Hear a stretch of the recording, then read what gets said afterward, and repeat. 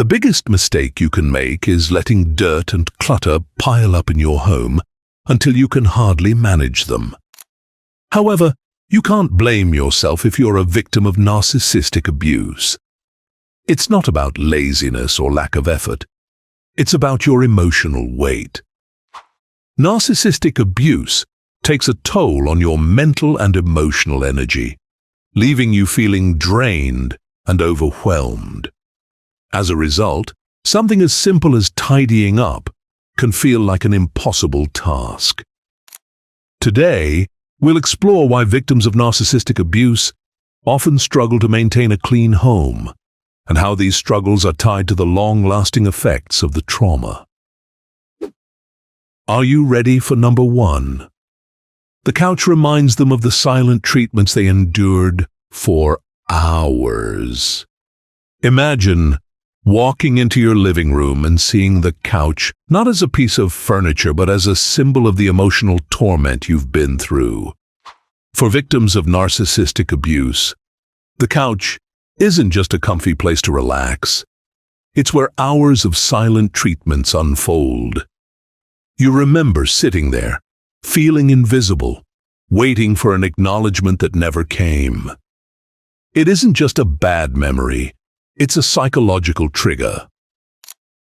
Cleaning or sitting on that couch can stir up a whirlwind of emotions like shame, anxiety, and even self-blame. As trauma expert, Dr. Bessel van der Kolk writes in The Body Keeps the Score, trauma results in a fundamental reorganization of the way mind and brain manage perceptions. So even simple chores like vacuuming the couch can feel emotionally overwhelming because it's tied to those painful experiences.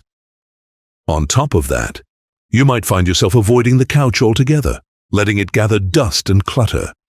This avoidance isn't laziness. It's your brain trying to shield you from pain. When cleaning feels tied to reliving that trauma, your mind might shut down, making it almost impossible to act. Over time, this emotional weight can spread to other areas of your home, making cleaning a monumental task. So, if you're struggling to keep your home clean, it's not just about the mess. It's about reclaiming your space and, more importantly, your peace of mind. Let's talk about number 2. Their to-do list feels like the endless demands the narcissists piled on them. Let's talk about that overwhelming to-do list. For a victim of narcissistic abuse, even a small list of chores can feel like a mountain. It reminds you of all the endless, unrealistic demands the narcissist used to pile on you. Clean this, fix that, do this right now, and no matter what you did, it was never enough. That constant pressure becomes ingrained in your mind. So now, even when you're alone, a simple list of tasks feels suffocating. Dr. Ramani Durvasula, an expert on narcissistic abuse, explains in her book, Don't You Know Who I Am?, that narcissists teach you to hustle for worthiness. When your self-worth has been tied to completing impossible tasks, it's no wonder your brain resists doing chores. It's like reliving the anxiety all over again. The feeling of never-ending demands doesn't just go away. You might sit down to make a plan, but instead of feeling organized, you feel like you're drowning. It's hard to separate a productive to-do list from the mental exhaustion the narcissist caused. Trauma therapist Deb Dana explains in her book, The Polyvagal Theory in Therapy, that trauma changes the way we process stress, making even small tasks feel like significant threats. That's why starting with just one small thing, a single dish, a corner of a room, can feel more manageable. You're not just ticking things off a list, you're breaking free from the mental chains of perfectionism and reclaiming your time and energy, one step at a time. Let's move on to number 3. The narcissist hoarded everything, so now decluttering feels impossible. When you lived with a narcissist, you probably noticed that they hoarded things, whether it was old clothes, broken items, or random objects that seemed to have no real purpose. It wasn't just about stuff. It was a way for the narcissist to maintain control. When you try to declutter your space, it can feel impossible. The sheer amount of stuff and the emotional weight attached to it can overwhelm you. Decluttering becomes more than tidying up. You're trying to deal with the leftover chaos of their control, demands, and the mess they left behind.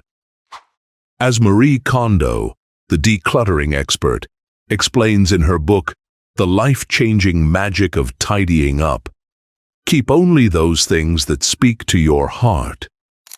But when the clutter holds so many painful memories, it's hard to find a way to let go of it. That's where the emotional side of decluttering comes in. Every item you touch could bring up feelings of guilt, shame, or sadness from your time with the narcissist. You might feel like you're holding on to their clutter to hold on to the past, or avoid the emotional pain tied to it.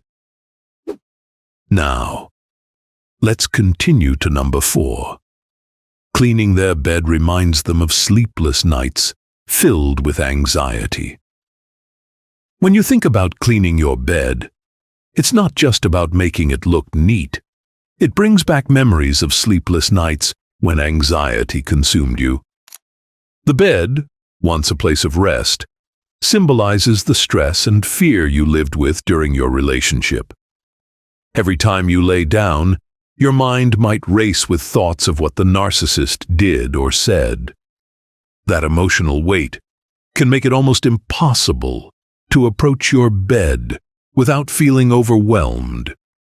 It's not just a piece of furniture. It represents the emotional turmoil you went through, especially those restless nights spent trying to calm your mind. In her book, Loving Bravely, psychologist Dr. Alexandra Solomon emphasizes that your home is meant to be a sanctuary, a place of peace and connection. But when you've experienced narcissistic abuse, your bed might feel more like a battlefield than a haven. So, it's no wonder that you avoid cleaning it. Listen carefully. When you're ready, take a moment to freshen up your bed, maybe just by adding clean sheets, and slowly reclaim that space as your own, free from the memories of anxiety and unrest. You shouldn't miss number 5. Cleaning the fridge reminds them of food shaming and arguments over leftovers. Every time you open the fridge to clean it, you might remember how the narcissist shamed you for what you ate, how much you ate, or even how you handled leftovers. Food, which should be something comforting and nourishing, becomes another battleground. The narcissist might have criticized you for overeating or eating too little, and it's easy to get stuck in those negative feelings. In her book, The Narcissist You Know, Dr. Joseph Schrand points out that narcissists are masters of manipulation and can turn something as simple as food into a source of control and conflict. So, every time you clean the fridge, it feels like reliving that power struggle over something as basic as a meal. This constant reminder of food shaming can make cleaning feel like a dreaded task. It's not just about scrubbing shelves or organizing leftovers.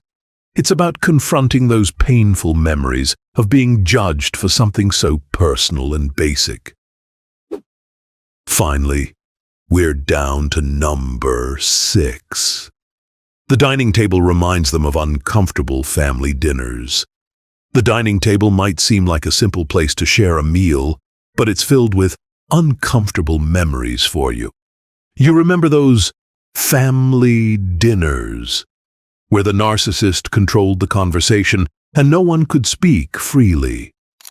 Maybe you were forced to keep quiet or pretend everything was fine, even though the tension in the air was thick. Those dinners were never about connection.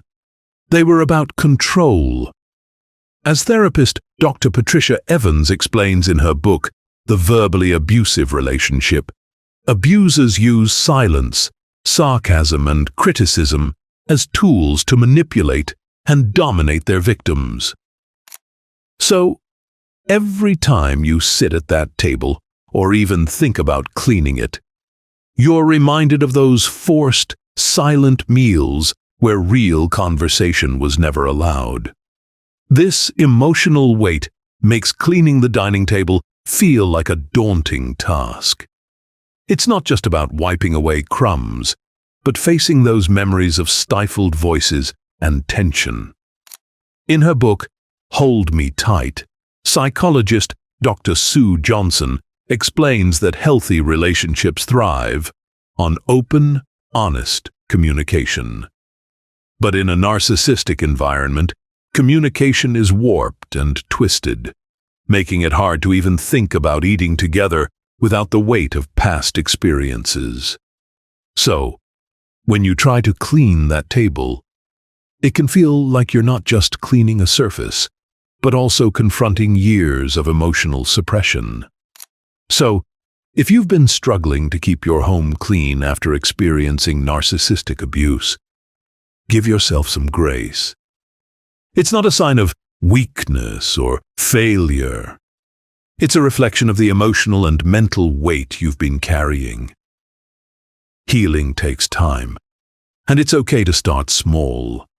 Your home doesn't have to be perfect. It only has to feel safe and comfortable.